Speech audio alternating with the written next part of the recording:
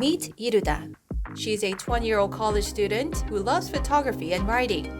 Oh, and she's also an AI chatbot that's attracted more than 750,000 users on Facebook Messenger.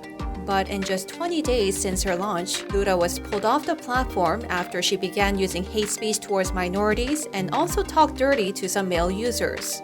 Eventually, Luda was shut down altogether after it was found that the company that created Luda had used people's private information without a proper notice. Luda was developed by a Korean startup called Scatterlab, which also runs an app called Science of Love. Since 2016, many couples have been using this app to analyze the degree of affection between partners based on their conversations on KakaoTalk Messenger. And Scatterlab had used data from these personal conversations when building Luda's speech patterns to make her sound more natural. Although the company claims that they did get people's consent to use their private information for future projects, most of the users were not aware of this since the terms of agreement were all written in super fine print without being very clear.